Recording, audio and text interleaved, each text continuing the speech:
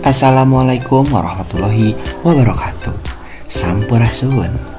Wilujeng sumping dina video tutorial nggunakeun web wizard.me pikeun bahan evaluasi bahasa Sunda.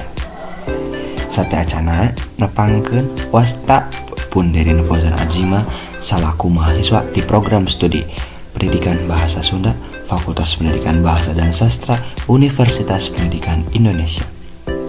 Ieu video pikeun nyumpunan pancen mata kuliah teknologi digital dina pengajaran bahasa Sunda anu diampu ku Bapak Harisanto Sanugraha SPD MPD. Serta can dilajeng kana videona, hayu rasa sarangan ngarojong ieu konten ku cara subscribe, komen, jeung pasian like-na. Hatur nuhun baraya.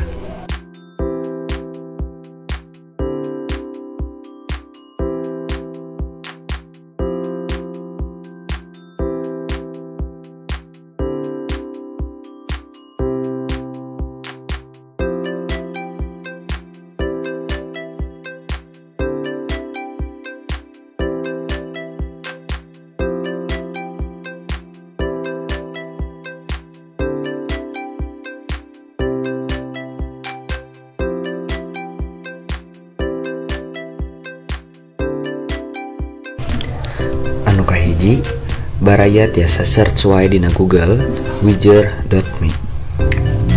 Sabaraha eta klik wae anu pangluhurna, mungkin aya tampilan sapertos kieu. Laju pilih anu pilihan haratis. Sabada kitu, pilih wae salaku guru. Sabab urang rek nyieun bahan ajar atanapi bahan evaluasi. Wizard.me tiasa nggunakeun akun Google, Edmodo sareng Microsoft.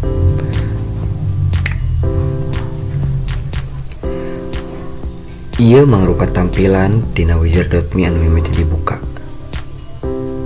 Saupama rek ngagunakeun worksheet anu anyar, pilih wae create worksheet. Nah, kacidareana pilihan anu bisa digunakeun pikeun lembar kerja atawa bahan evaluasi keur murid. Bisa dipilih desainna, bisa dipilih warnana oge, bisa dipilih oge font-fontna. Anu mana urang bisa kreasikeun atawa bisa ngirut mahasiswa atawa siswa pikeun ngarjakeun soal-soal.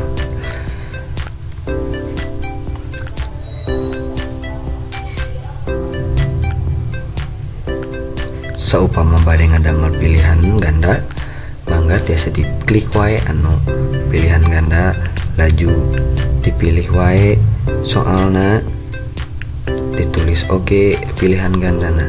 Sapertos ieu contoh.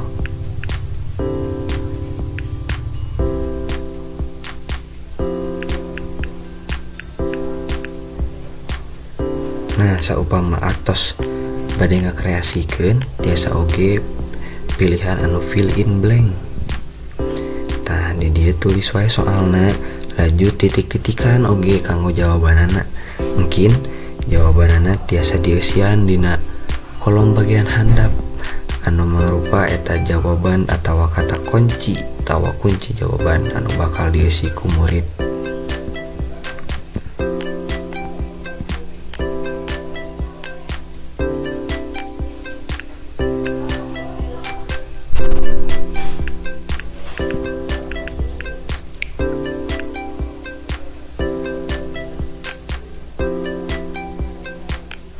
Nah, dina wizard.me oge aya soal anu menyocokkan atanapi ngacocogkeun kitu. Tah ieu mah tampilan hasilna. Hatur nuhun.